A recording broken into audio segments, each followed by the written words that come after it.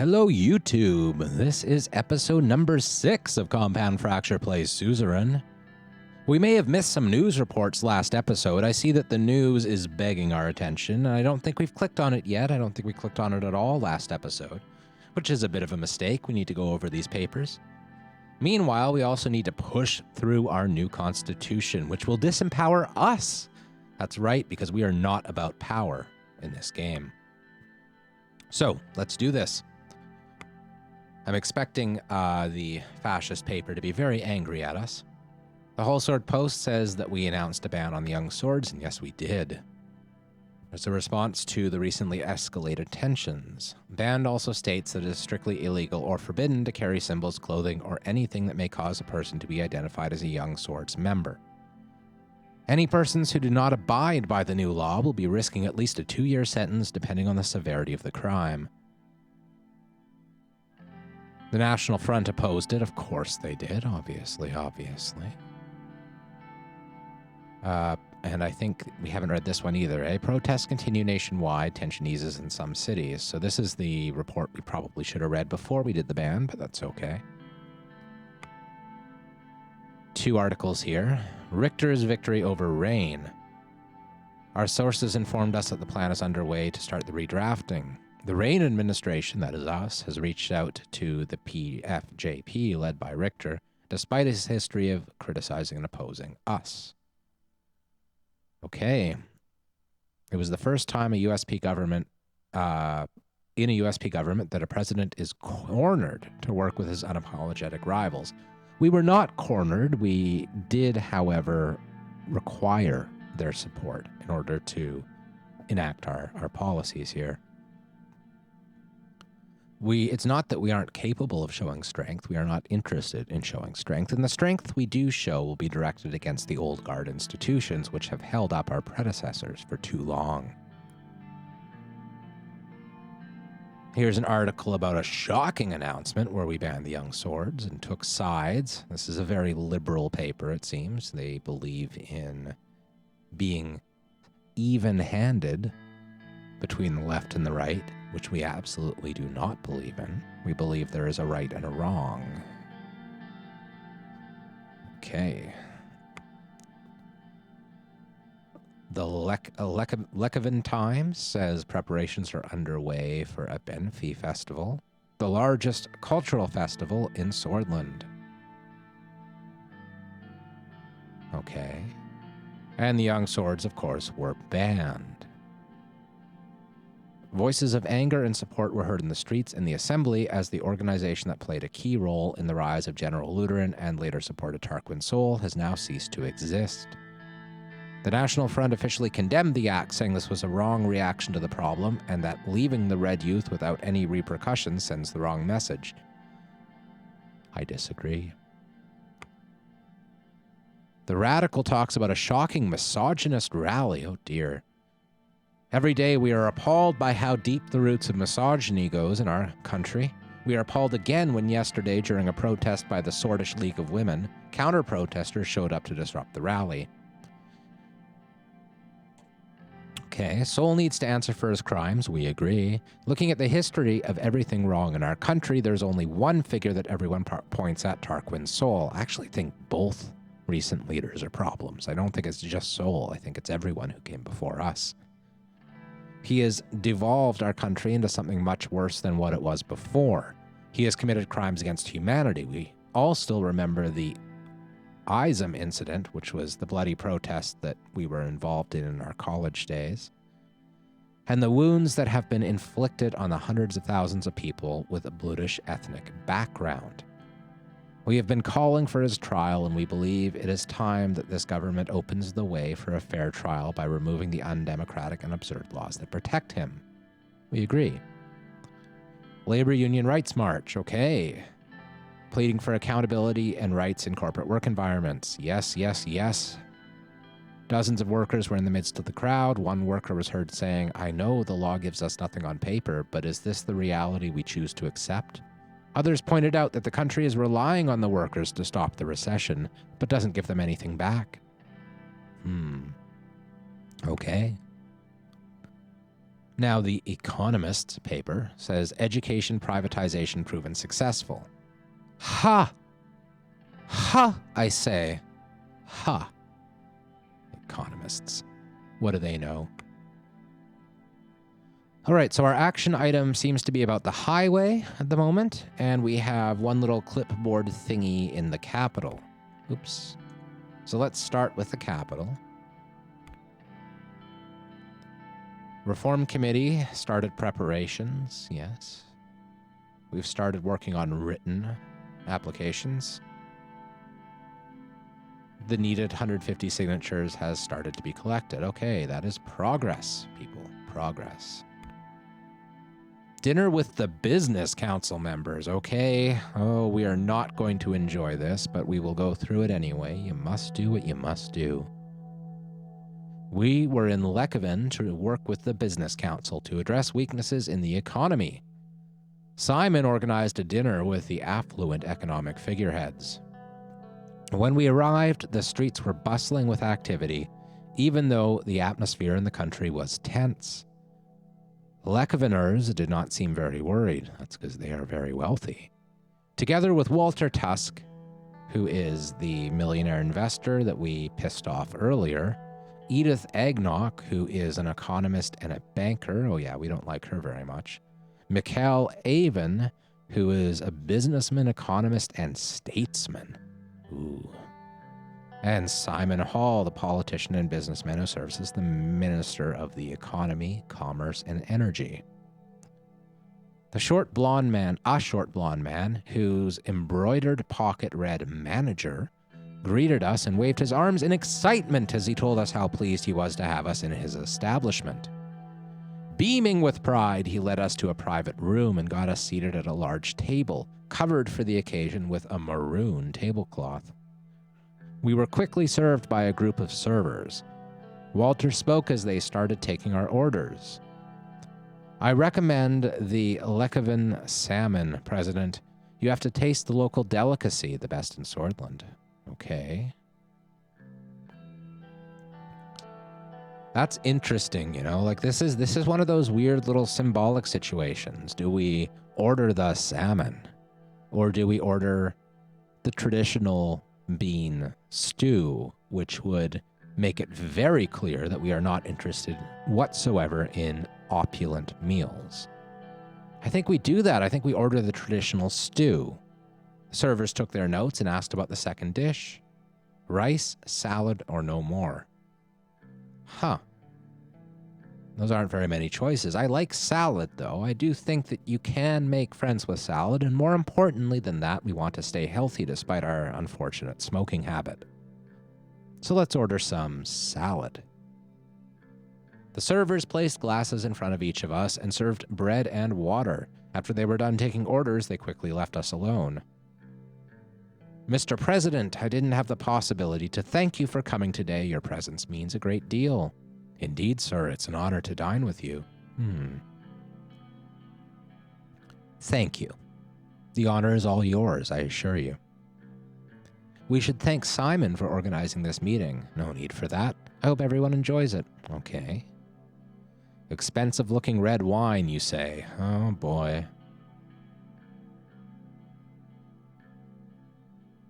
Well, we might as well go along with it. The bottle will be open regardless of whether we drink anything, so let's nod a little bit courteously, at least. It was bitter. Tasted like any other wine.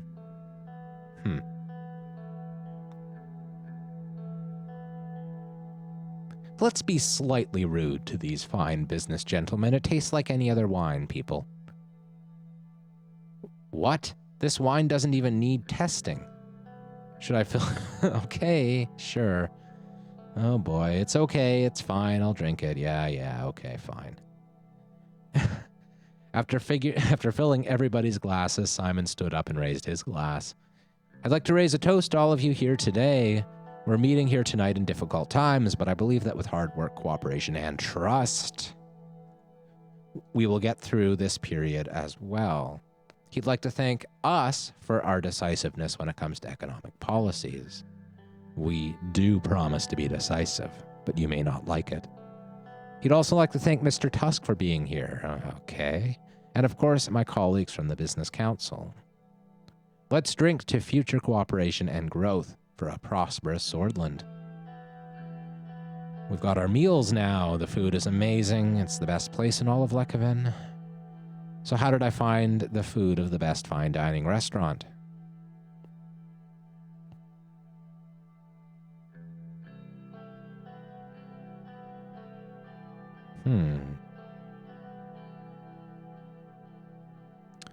Not a big fan of fancy food, but I must admit that it's very tasty. Says the man visiting one of the finest restaurants in Swordland. Don't blame it on him. That's correct.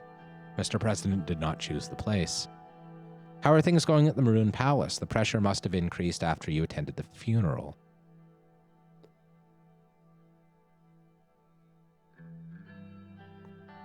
The pressure was already high. Not much has changed. I'll get through this. Yes, I will. Walter raised his voice in an apparent argument with Edith and Simon. We will stop to listen. Oops. Arcasia knows the right way of doing business, he says. Their approach to the world is real and raw. I'd prefer the cutthroat approach in comparison to the niceties. Interesting. I mean, it's a nice country to visit too, Simon says. He often traveled there on business trips. All countries are nice to visit if you have the cash, says Edith. Yes, you are correct, Edith. And we must change that.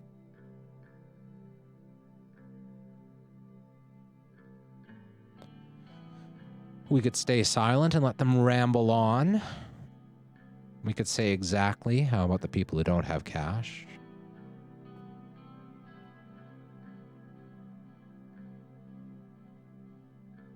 Let's not pick a fight on that. Well, yeah, number four. Walter says, what about disease? What about death? What about everything that is wrong with the world? These are matters beyond our lives. Ha ha! You are mistaken, Walter. They are a matter of your life and a matter that dictates the path we choose on ours.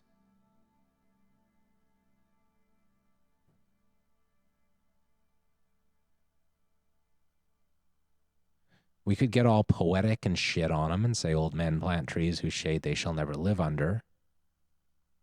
That's interesting. I'm not quite sure what that's getting at. I can think of a few possible meanings of it. We could say the world isn't black and white, which seems kind of silly. Or we could just stick the knife in.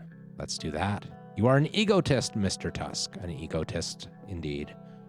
Those are just facts, he says. Life is short, only so much we can do. Why not focus all the energy on ourselves? Oh my God. Oh, Tusk. Meanwhile, Mikhail says the construction of the highway has already started. He has his concerns about the company, but hopes they do a good job. He expects the project will bring new investments. The mood is already positive. You know, we decided a few episodes ago to support closer ties with Agnolia as a necessary bulwark against the aggressions from our northern neighbor. However, the more I hear about Agnolia, the more I realize that the people within our own country who are pushing for these ties are doing it so that they can exploit our neighbors. And I don't like that very much. We might have to rethink our foreign policy. We'll see.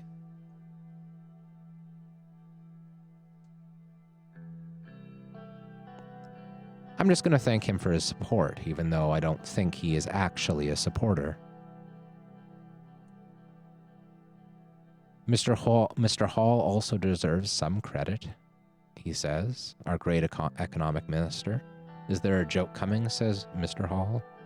Why? I thought you said you were great at economy. He laughed. I've heard that you've bought a new villa, Simon. I don't comment on rumors, but I'll make an exception since we are among friends. It's true.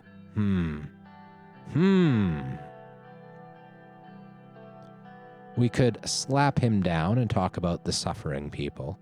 We could just ask him why. Interesting. Let's ask him why. He already had his eye on the area, plus it wasn't intended to be public. It's a small seaside villa at the outskirts of Conriat. the third largest city in the Greater Hullsword region. It's just a modest house with a swimming pool and a small golf course.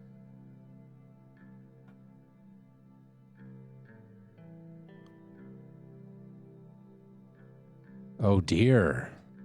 Marcel Coranti is a neighbor of Simon's. Marcel Coranti. I was wrong. I was thinking it was Walter Tusk that we had insulted earlier. It wasn't. It was Marcel Coranti. I was getting them confused. Huh. Let's press on that. His place is remote. Interesting. He's denying it. Come on, let's not talk about finance or politics for now. We came here to relax, says Edith. Oh, geez. I didn't come here to relax. I came here to be very tense indeed. I do not appreciate this company. Everyone agrees with her except me, of course. She says, so Mr. Rain, why don't you tell us what's behind that strong character of yours? I heard you had a difficult life in Dyer, is that right?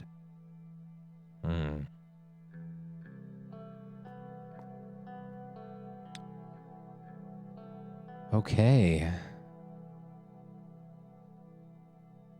My childhood was difficult, but it made me stronger, or compliment my family.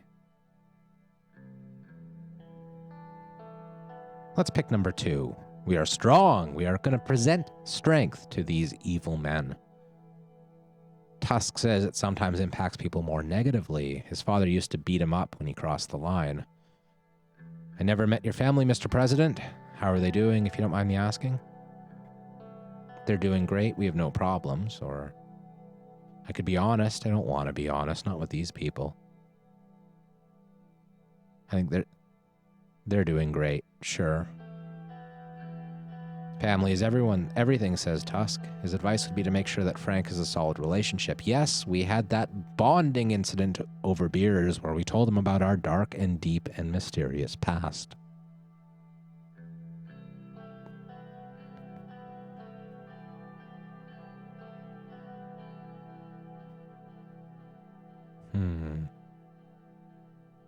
I think number 2 is correct. However, I want to focus on my efforts at this point.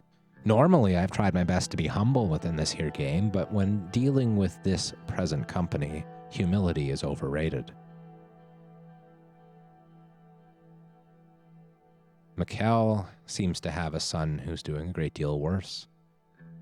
But Edith thinks Darren seemed to be doing fine. She saw that his yacht party in Benfey made the local news. Well, the rascal didn't even think to ask for permission to use the yacht. Okay. Rich kids, am I right, people?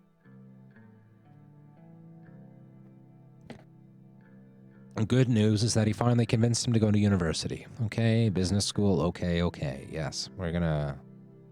Yeah. Having a degree in Swordland separates you from the rabble, says Tusk. I hate you, Walter Tusk. I hate you. We need more economists to enter politics. Oh my God, these people. These people. Oh boy.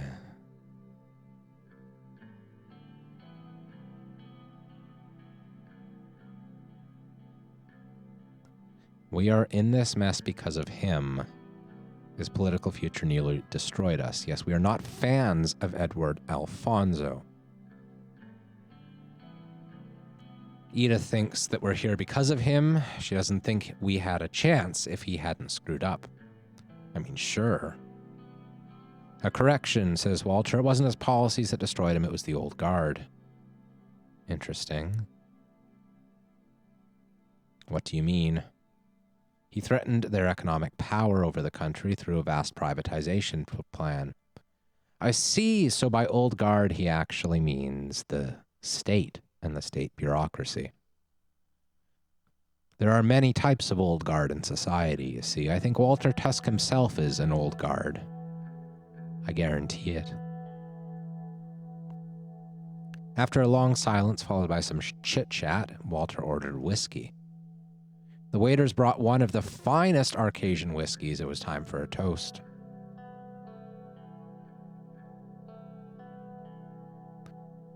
Well, we could toast, we could just be nice, or we could say we're not going to drink. Now, we have chosen in the past not to drink very much because we do not want to use alcohol to cope with our stresses. That could lead us down a very poor road indeed. We also don't particularly want to drink with these assholes. I think we'll just turn it down. Our stomach has had enough. Everyone else is very drunk. Simon says, may the wheels of fortune always turn in our favor. The future of abundance awaits us. Oh, abundance for just a few. Okay. I hate these people. I hate this dinner. I hate everything about this, except the bean stew was quite nice. I do say that, you know. Bean stew is always delicious.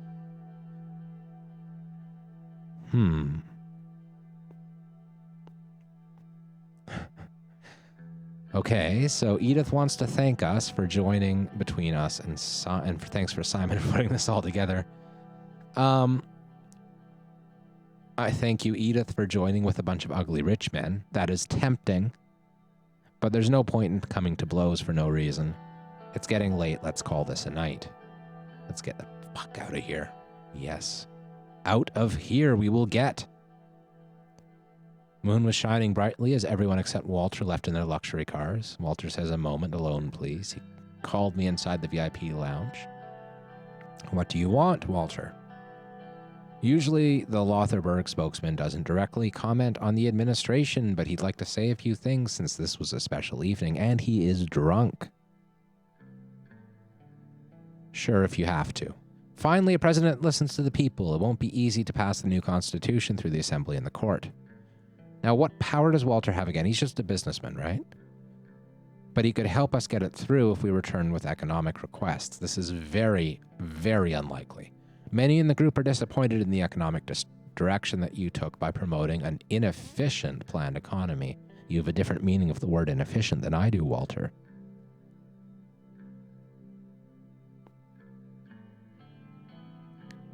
We don't share similar interests, Walter.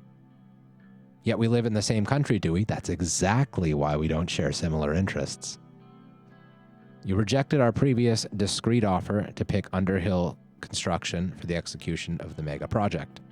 The action led to disappointment. We are aware of the upcoming tax meeting, and it would be a step in the right direction if private corporations would get a tax cut.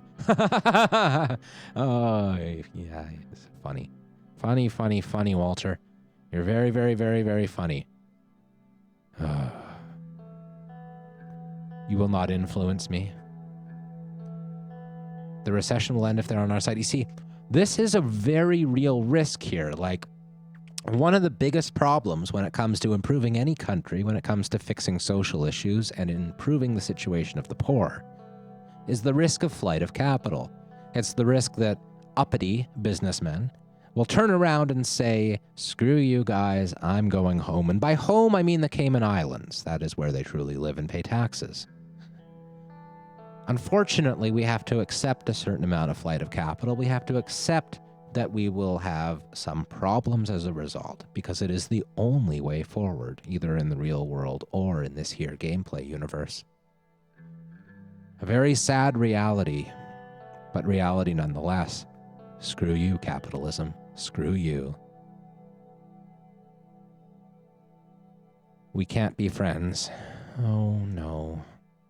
He offered us a peace branch. Yes, a branch that was loaded with thorns.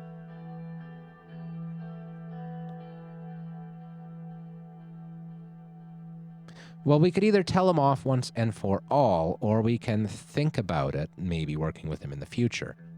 Now, I am tempted to lead him along just to maybe delay the inevitable moment when he turns his back on us. However, I feel like he's probably already decided to turn his back on us and nothing will stop him. So let's just put up our fences now. Our enemies are the business class and the judiciary and the fascists. Those are our three primary animus groups, you could say. So let's go.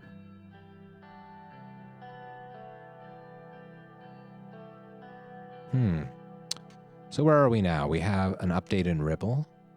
We have an update in Arvery. We have 3 news items. Let's start with that. The Hull-Surd Post says a bill on the rights of workers is being drafted. Yes, it is. Some estimates suggest cost for firms would increase by 50% if they have to treat workers properly. Okay, that sounds good to me. President met with the Business Council. The agenda of the meeting was not disclosed, but it can be expected that President Rain has discussed the future economic plans of his administration. Listening? Well, we didn't do much listening, I will say that. Oh no, that is the same mine disaster. Now 112 are dead. Before, the previous estimate was 85, I believe. Many other miners are trapped inside. That is a tragedy of epic proportions, and we must enact this law. Car bomb attack in Arvory. Okay. A car parked in an Agno-Sordish-dominated neighborhood in the outskirts of Arvory has exploded. No casualties or injuries. No perpetrators. Investigations are ongoing. Okay. In Ribble, school poisoning was connected to a Blutish woman. Oh, that's unfortunate. The act was found to be politically motivated. Oh, boy. Perpetrators are connected to the banned Blutish Freedom Party, suspected to be an active member of the Freedom Front. We should work to unban the party. I mean, ultimately, we don't necessarily like the terror tactics of the Blutish Freedom Front, but if we allow them legitimacy within the process and accept some of their demands, they will probably relent on the aggression. So now it's time for the next item of business, the budget allocation. Oh, this sounds very serious indeed. Oh, look at the size of this council. We have the Minister of the Economy, we have Dinosaur, we have the Minister of Health, we have the Minister of Education, Minister of Justice, the Minister of Defense, and the Minister of the Interior. These are all of our advisors and council members. Nearly half a year has passed. It's time for a budget. Okay.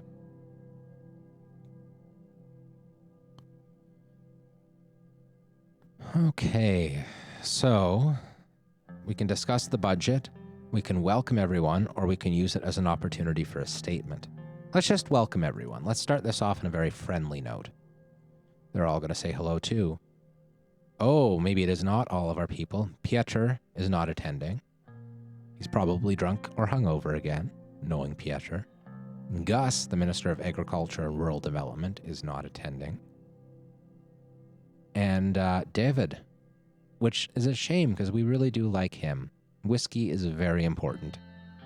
They're working on the upcoming trade agreement, though, which, okay, that's good. Ciara gave a barely disgusted eye roll at the invocation of the Lord. Before we begin, is nobody going to mention the ban on the young swords? However much their political aims might be different from our administration's, surely you must agree that freedom of expression must be protected. Ciara agrees. Minister of Education agrees. That's interesting because we really like Ciara, but we do not like fascist gangs roving the street. She strongly agrees with the politics, but even then, okay. Seems like Dinosaur, Simon, and Yosef don't like her position. Interesting. Surprised Yosef doesn't like it. Usually military people are quite happy with the idea of gangs to do the dirty work they cannot. I mean, shouldn't say all military people. Military people are a mixed bag for sure, but this guy has proven himself to be quite the authoritarian. Ciara shot a pleading look at Lilius, who merely pursed her lips disapprovingly. Interesting. Okay, so we have two options here. We could ask them to call separate meetings with us if they have problems, and we might want that. We might want to try to convince them rather than simply shutting this down. In fact, I think we're going to do that. I don't think we're going to tell our people to stop questioning us. We like it when people question us. It gives us a chance for conversations.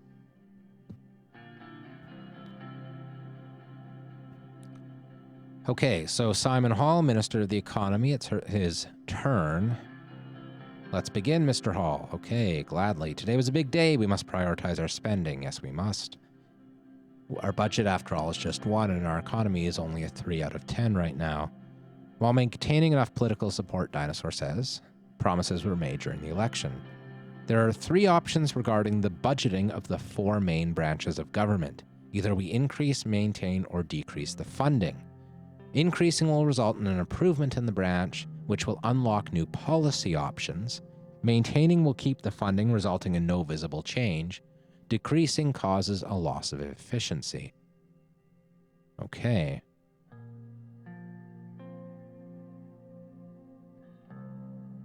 I don't like either of these conversation options. We can either say, is it possible to maintain as much state control as possible? Which we really... I mean, state control of the economy, I suppose, but we want it to be in the hands of grassroots democracy as much as possible. We can say the problem isn't the amount of money spent, it's how efficiently we spend it. Which I don't really agree with. We do need to fund a lot of programs we haven't funded yet. And we should probably cut the police budget. They haven't been very effective now, have they?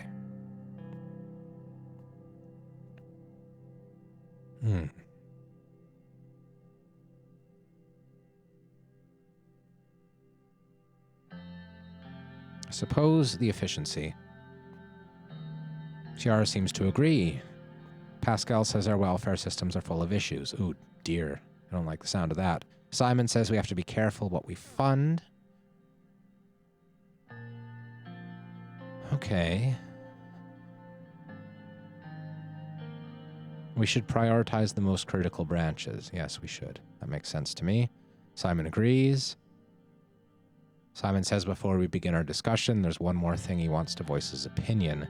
As we manage the government budget, we are obviously able to go into debt. That's a very good thing, and of course that's very true. We may have to. It could spark an inflationary crisis, though. Although debt is a possibility, under these circumstances it would dent our financial system, worsening the economic crisis. Dinosaur says a point from him as well is to everyone before the discussion, given the current state of the country, the economic situation is a political priority. Simon says the budget will also be applicable to our entire term. It is very critical we plan correctly, so let's begin. Which branch should we discuss first?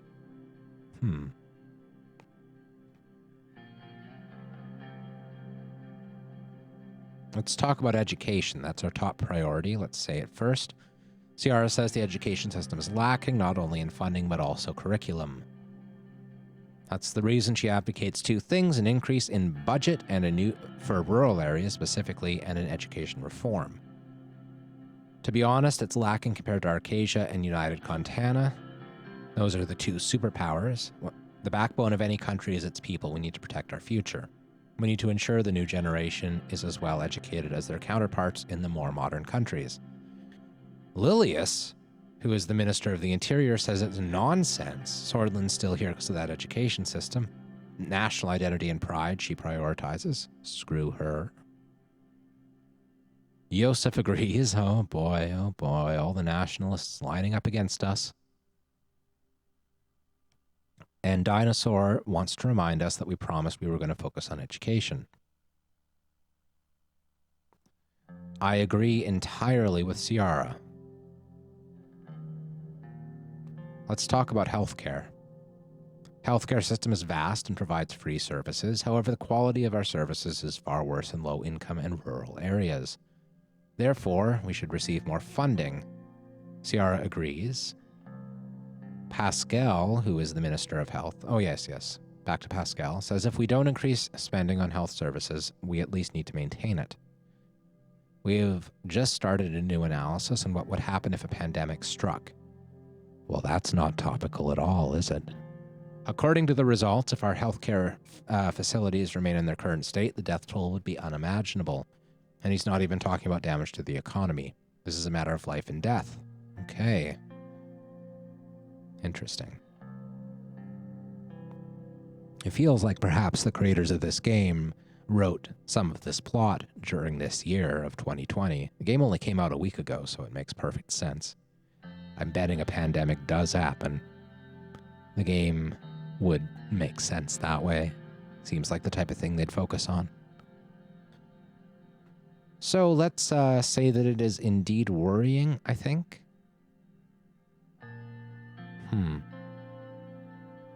Or we need to improve it. We need to improve it. I think it's our number 2 priority. Our number 3 priority is the military, because we are concerned about the possibility of invasion. Joseph has already voiced his opinions. Rumberg is coming whether we like it or not. We have a shared responsibility to protect the nation. He'll say with certainty that if Rumberg doesn't make a move in the next 2 to 3 years, his name is not Joseph. Well, it certainly is Joseph. Okay, he is starting to yell at us. There can be no argument against increasing our budget. Oh, God. Dinosaur doesn't like his yelling. He says, right, pardon my theatrics, sir, but this is a serious matter. The future of our country is up to us. Ciara says, well, there is an argument. The armed forces does nothing but eat away financial resources destined for our people while stoking fears for an upcoming war. The issues with Rumberg can be solved diplomatically. Can they, though? They are an aggressive monarchist nation. They have a strong economy and below-average civil rights with very few political freedoms. I'm not sure we can be diplomatic with them because we'll be implementing policy in our nation that will set them as obvious enemies. And they are strong.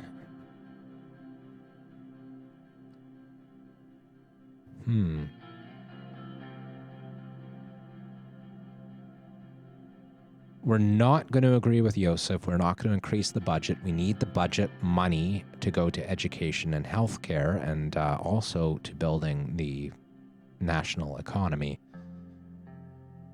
So the other 2 are both options. We can either agree with Ciara completely, and she seems to be advocating for cuts and diplomacy, or we can just say that unfortunately there are more important avenues. And I think there are. Let's discuss law enforcement. And this is Lilius's department. She's the Minister of the Interior. She wants an increase in funding. No. Flat no. We have so many internal threats to tackle, already stretching units too thin. Naya, Minister of Justice, says it's a high priority. However, tackling internal corruption is a far higher importance than increasing our police presence. Okay. Directing the funds to the Department of Justice would solve problems at its root. Okay, I don't know. Anti-corruption unit, eh? Ciara, the Minister of Education, agrees with her, though. We should not reward a structure, yes. Lilius, back to Lilius, says the police are there to serve and protect. Oh, dear. Poor, naive Lilius. Poor, naive Lilius. They have worked with the fascists before, and the fascists are the biggest threat by far. Okay. I agree with Ciara. Time to make a decision. Consider it with care. Oh, here's our decision. Healthcare. We're either going to maintain or increase it. I'm not sure which one. I think what we're going to end up doing is increasing health and education, keeping military the same, and decreasing police. I think. I wish we could make the decision on everything before health first, because maintaining rather than increasing the health budget is the only thing that I might change my mind on. We're certainly increasing education. We're decreasing law and enforcement. And we're maintaining military. Yeah, let's do that. And our final budget should be balanced, which is okay. Yes. We are a man of the people. We will increase education and health spending. Mr. Hall says it looks like we have a balanced budget with no deficit or surplus, and that's not bad at all. I agree. Everyone agrees. That's great. Dinosaur says let's start with law enforcement. Naya and Lilius are frowning. She heavily disapproves. The reduction of the budget may put us in a tight spot regarding our ability to handle the amount of court cases, says Naya. Unfortunately, this should turn that justice minister, or the member of the judiciary who was going to support us, against us. I think we've done too many things to disempower the Supreme Court at this point, and they have the authority to kick us out of power. So that is a deep, deep concern. However, I hope to be given the option to rely on populism to defeat them. I see we have a second viewer. Welcome, viewer number 2. That doubles our viewer count, and I do like it when things double. Bacon double cheeseburger. All right. So, any statements?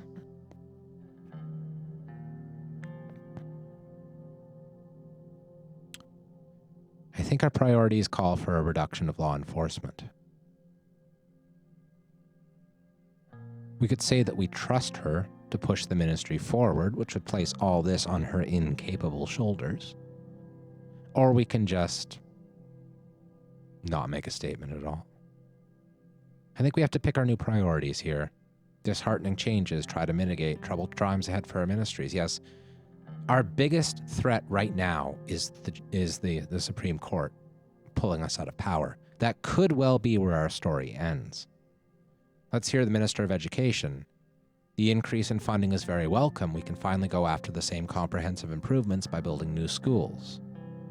Surely a well-funded and larger Ministry of Education would benefit everyone.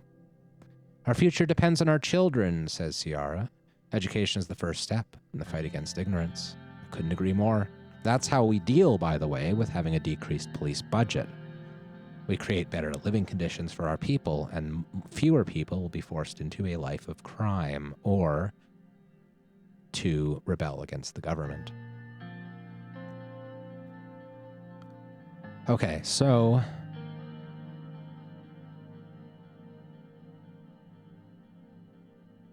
I think we have to say it's our future, and it will not be sidelined. That way we will have the ability, I think, to make it clear that we want to focus on curriculum changes. Ciara thinks it's great to see positive change in the attitude of the administration for the first time in a decade. The military's next. Ciara wasn't finished, but didn't interject. Interesting. Yosef says it's a shame the military won't be seeing an increase.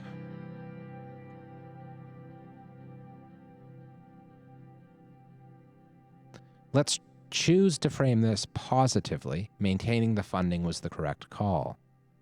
Positive framing of neutral decisions makes sense to me. He says the threats called for an increase. I think he's wrong. So let's hear about health budget. Thank you, sir. The health budget increase will help him focus on improvements. He's also planning to tackle issues like the lack of rural hospitals. Welfare must remain a priority for our term, says Ciara. Yes, you are absolutely right.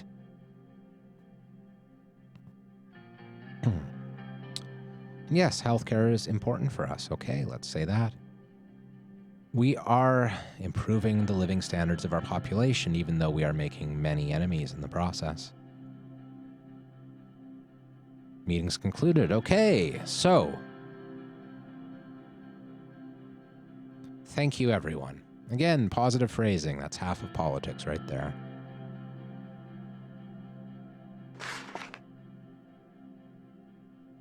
Looks like we're in a new chapter in the game. We'll proceed to the next turn. Perhaps we should have looked at the updates in the newspapers first, though. We have achieved a new achievement. Achievement unlocked. Chapter 1 is done. We are President Rain. Chapter 2 will start now.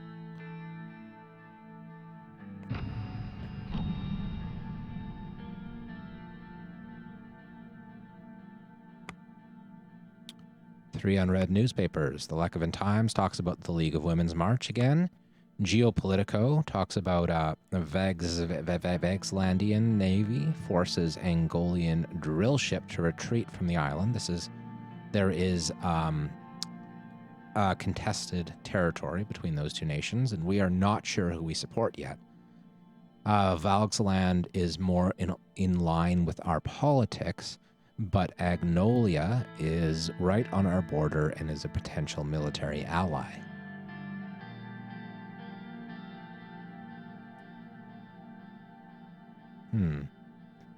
Arcasia fires the M4 ICBM. Oh dear, Arcasia, who are the West, who we do not like, has developed a new ICBM. Hopefully that is not the way our game ends. And that is the news. Okay, so what else is happening? We've got a whole lot of reports. The island, I see, is still officially part of Agnolia. Has not yet been invaded. So let's talk to Benfi. The regional airport is overcrowded. It's a tourist region, and a better airport would increase their prosperity. Okay, we will take that under advisement. Suzerain says a massive network of BFF, which is the Bloodish Freedom Front, priests discovered. Okay. I was thinking this was an analog for the Kurdish situation in Turkey, but I think it's more about pogroms and Jewish populations in Europe. We most certainly support the Bloodish people. There's no question about that.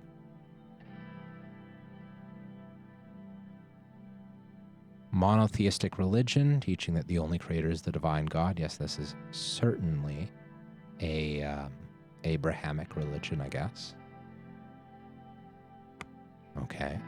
Narble. Education in rural regions requires improvements. We could not agree more. That's why we put money on it. Their literacy rate is only 64%, which is pathetic, people. We need to improve that. Lauren says the military equipment is outdated. Well, we have enough military to temporarily fend off our neighbors, and that's the best we can hope for given all of our problems in our society. A proposal to procure more riot control gear. That is not going to happen. I don't think I need to justify that. Riot control gear is designed to control our people, and we want to empower our people. So here's the Workers' Rights Act. It has finally been prepared. We can sign it or veto it. It establishes a minimum wage of 2.5 Sordish Ren per hour, sets a weekly maximum of 60 hours of labor. That is draconian, even in its new reformed state. Establishes double overtime pay per hour after 40. Okay, that's all right. Overtime pay is excellent. Our budget will decrease as a result of this bill, which is interesting. I don't see how that makes much sense at all, actually, given that employers will be fined, and these are just rules. They are not enforcement. Oh well, we will sign it anyway, even though I don't see at all why our budget should decrease to -1 as it has. That is unfortunate that must be the reality, but it must be the reality. Regional investment decision. Gus and Simon have prepared an extensive regional investment package. Oh man, our budget will decrease by another -1, going down to -2, and that is problems. We do not want business grants, cheap loans to companies. I mean, I really wish that we could specifically target small companies for cheap loans, because I think that's generally a good proposal to extend finance to small business. But I don't think that's what this is about. I think this is about bailing out corporations. So we're going to choose not to bail out corporations. Let's read some news. The Hallsard Post talks about the law on workers' rights. The Lekovan Times says that, workers' rights again. One of the spokesmen for the Nedham Mining Group has accused us of acting impulsively. This was our priority from day one. There is nothing impulsive about it. The Radical talks about the workers' rights bill being signed as well. And it looks like a publicity move after the mine disaster. I don't think it's a publicity move there, Radical. Okay, so let's go to the budget allocation for law enforcement. This is going to be a very serious conversation. Lilius will be late, okay. What urgent matter? She said something about supply distribution for police forces, okay. I returned to my reports and Naya smoothed back an errant strand of hair. Interesting. So we get to have a little challenge. She's proud of us. Oh, good. I thought we had disappointed her with our decision to cut her funding. Despite everything, I'm trying to reform the country. Yes, I agree, Naya. I'm glad you're proud of us. Okay.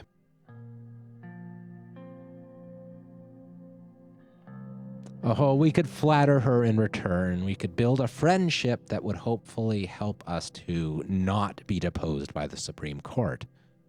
Or we could say it's just the beginning. There's so much more work to do, which might disappoint her if she expects us to continue cutting her budget. So let's flatter her. I do have a way of words. Thank you. Words are just words. Actions are what's important. And we seem to be doing well for both. Pros are canceling out the cons. Yes, I agree, Naya. We are very good at our job. How am I really holding up? Being the president? Oh, it is very difficult. Yes, I will admit that. It is not crushing me down, though. I'm strong.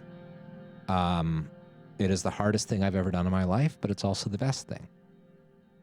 She can imagine. She wants to assist me and the country as best she can. Unfortunately, her hands are tied with the budget. This, my friends, is why she was flattering us. She was buttering us up like a delicious turkey. We are not a turkey, though. Lilius hopes she is not interrupting. She's sorry for being late. There was an important matter at the ministry, just a small dispute over who should get supplies, nothing major. Interesting. She also needs to say that our lack of support to law enforcement is taking its toll on the police forces. They are crumbling. They are a very powerful enemy, but we can't in any way be naive about this. We have to understand that if we are showing support for the communists and the working class and protesters, the police will be against us regardless of what we do. We should make them smaller and weaker rather than our friends. Go ahead, give us an update. The Ministry of Justice and the Supreme Court is working in close collaboration with the Ministry of Interior to address the protests. She must add that thanks to the hard work of our judiciary, the law enforcement forces assigned to her ministry are doing their jobs efficiently. Naya would call it the success of our forces on the ground, not due to the judicial branch of our government. I agree. Lilius shot Naya a withering look. Okay. As expected, after the budget reduction, the morale of the employees are at an all-time low. Many of them fear risking their jobs. Yet here we are with mass protests happening in the country, talking about how we have to fire our security force personnel. What makes things worse is that our request to fund the lacking riot control equipment has been ignored, and it will continue to be ignored, Lilius. Naya agrees, though. She says the Ministry of Justice was hit the worst. The backlog of court cases is high. This causes a disastrous bottleneck. How do we deal justice if we can't find time? I had to make sacrifices for the good of Swordland. These sacrifices might have very well damaged the structural integrity of Swordland. Naya says it remains to be seen, but the ripples are already being felt. Well then, Lilius says, let's move on to what we are actually here for. Due to the budget decrease, they have no choice but to cut back funding from a branch. It's either the cops or it's the courts, and we're going to cut funding to the cops. This decision is not actually that difficult at all. So Naya says we need to make a decision, yes, and so does Lilius, and we're going to decide Naya. Okay, so let's just make sure that we're not picking the wrong one. Yeah, Ministry of Justice is Naya, Ministry of Interior is Lilius. Okay, Lilius is Ministry of Interior is the cops, Ministry of Justice is the courts, which is interesting. We will cut from the Ministry of the Interior. It's one of the well-funded government agencies. The same can't be said about the Ministry of Justice. Our court cases have been piling up. The Ministry of Interior and police forces on the ground play a much larger and more important role during these times where there is a threat. I do agree on a very, very basic level, but I think there are better ways to address this threat than with riot cops.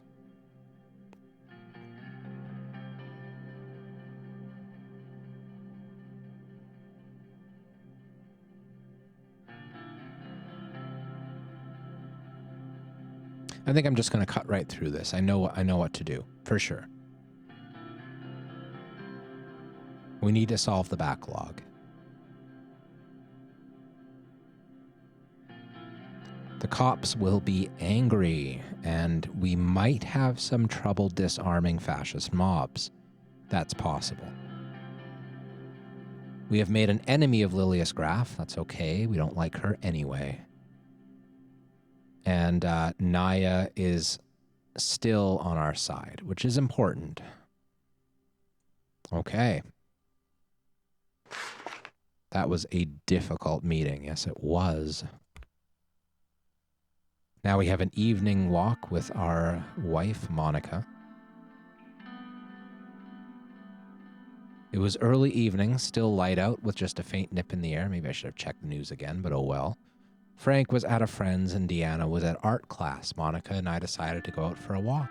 That's very nice. Our favorite place for a stroll was the nearby Capitol Park, the largest green space in all of Hallsword.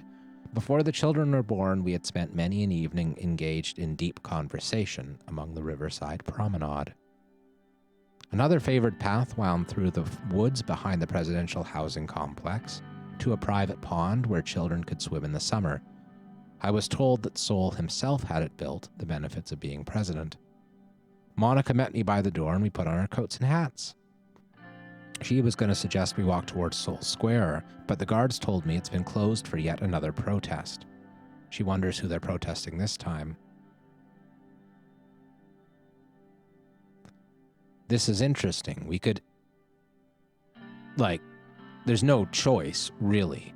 But we're forced to choose either the fascists or the communists to be against, or be against both. Or like horseshoe theory nonsense. And screw horseshoe theory nonsense, by the way. It's definitely the young swords that are the problem. Old grudges die hard, Monica sees. This is different. It's a nastier breed. That's interesting. Now, the old guard breed put Sol into power and created terrible conditions for our society. Are they nastier or not? I think for a good reason is the better answer here. In any case, where shall we go? Not sure Capitol Park is a wise idea. I don't think it's actually true that we have nothing to be afraid of. I'm deeply concerned that we may be assassinated. We've made enemies of the fascists, and we've also made enemies of the cops who are supposed to protect us. I am deeply concerned that something horrible is going to happen if we go outside. I think it's not worth the risk.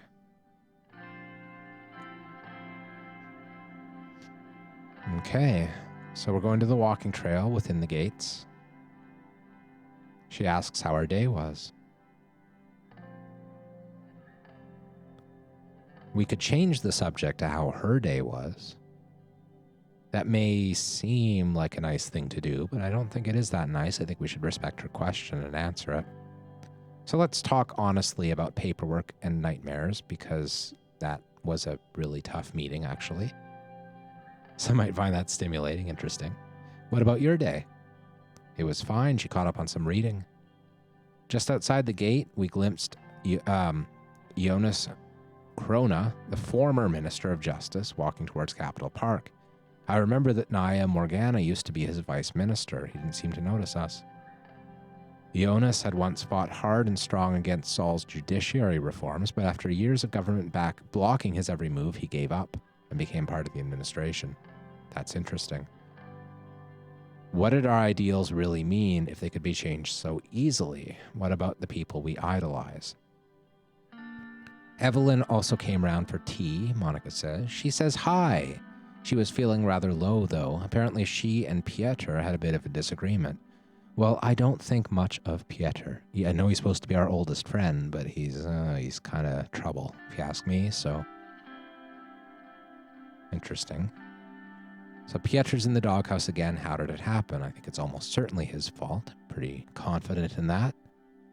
Apparently he had too much whiskey as usual and didn't behave when Evelyn's father was over for dinner. You know Pieter? Yes, I do. I just talked about that.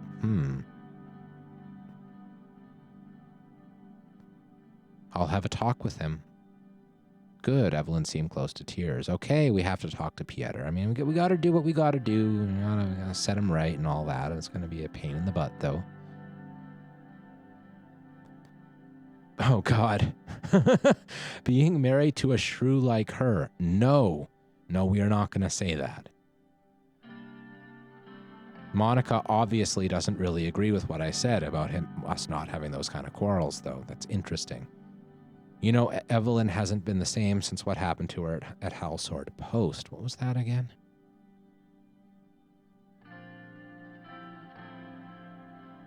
I guess it's probably going to tell us what that was. You remember how she got fired for supporting Alfonso. Pieter tried everything to get her job back, but it didn't work. Interesting. Well, we do want free journalism and free speech. We certainly did not support Alfonso, the privatizer free market man. I don't want to say she had it coming, though. I guess it's a sad day for journalism and free speech. But enough about Vecturns. I also spoke to Janice on the phone. Who's Janice? I forget. You remember my friend from university? We were in literature class. Okay, sure, a few years younger than me. Red hair, scar on forehead. We had dinner with her and her husband once or twice. Neither the name nor the description rang a bell. Okay, we're right on that. Let's be honest, I still don't remember her, but go on. Anyway, she's working as an executive assistant at the Violet Pictures film studio. She recently became pregnant and asked her boss for paid maternity leave, and guess what? She was fired for it, that bastard. Ugh. That is terrible. Monica agrees. They immediately replaced her with a younger, less experienced man, the son of an executive, no less. Well, I think we have to call out the nepotism. They must have wanted them there all along. Doesn't justify what they did to her. Of course it doesn't. We never suggested it does. As it happens, another friend works for a television station that's hiring secretaries, so Monica connected them. That doesn't solve the deeper problem, Monica. Exactly. We are on the same page. Yes, we love you, Monica. You are a wonderful wife. Women in this country are still seen as wives and mothers first, human beings second. They're harassed at work, underpaid, blocked from positions of power, and those are the lucky ones. The fact that there are still places in this country where little girls like Deanna are denied the right to an education. I am most certainly going to do what I can to change that. It can't be all on me. Those little girls and other people like Janice need someone to speak on their behalf, a successful model, a role model, a successful woman. I have a feeling that's Monica. I have a feeling she's already doing that. We had reached the pond at the end of the trail. A park bench overlooked the water. Monica gestured to it, and we sat down, which brings her to her point. She knows that the mayor of Anrica... Okay, so where's Anrica again? That's the second largest city in the capital district. Okay. Curtin Lest, this guy, member of our party, longest serving mayor in the country. Okay. He's popular, sure. He'll be delivering a speech.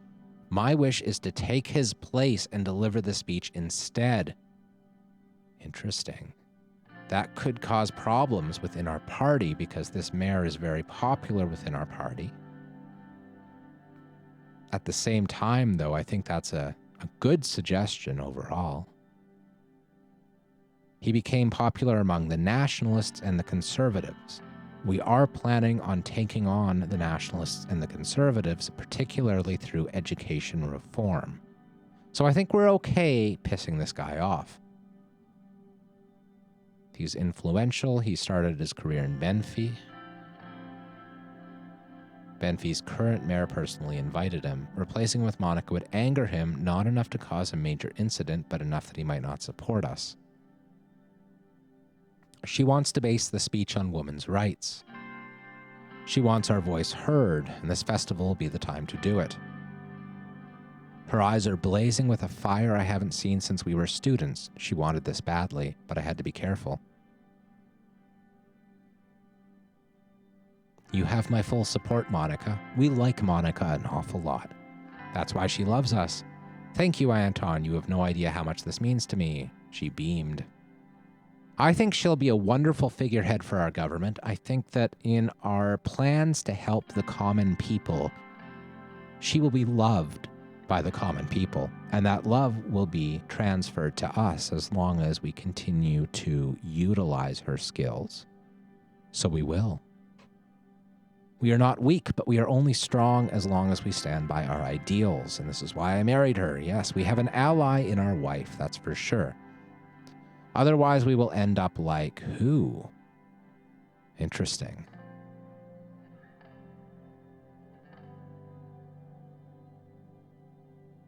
I don't know who to blame. You see, this is my biggest problem with this game so far, really, is we had Sol, who was pretty clearly a fascist, but he supported some nationalization of industry.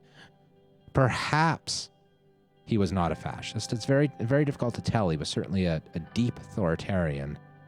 And then we had Alfonso, who reformed the country into economic chaos by privatizing industry. But he's hailed as a Democrat and a reformer. I think that we should condemn Alfonso. We did vote for Sol when the choice was between the two of them for similar reasons. We hate them both, but Monica thinks that he tried his best. That's interesting. Well, we'll guess Sol. Say what you will. Okay, then. Monica clearly has Ionis Corona in mind. He backed down on his ideals, and now everyone knows him for what he is. That's interesting. Spineless. Huh. If that was how people remembered Ionis, how would they remember me? Whatever he had done, whatever ideals he had lost, he must have had his reasons. This is interesting. Would they remember me as a true patriot, a reformer of the country?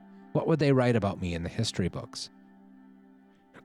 Definitely a reformer of the country, if I have my way.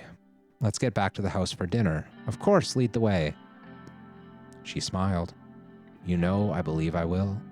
When we arrived home, I called my secretary Livia and asked her to inform Mr. Lest that Monica would be making the speech. The sun began to set over the horizon, bathed in clouds in shades of orange and pink. Well, that was a very pleasant walk in the woods. That was a good conversation that we had with our dear wife, Monica. But we're over an hour into this here episode number 6, so it's time to finish this episode. So YouTube, this has been the Compound Fracture YouTube channel, and we will be back before you know it. Yes, we will. Stay tuned.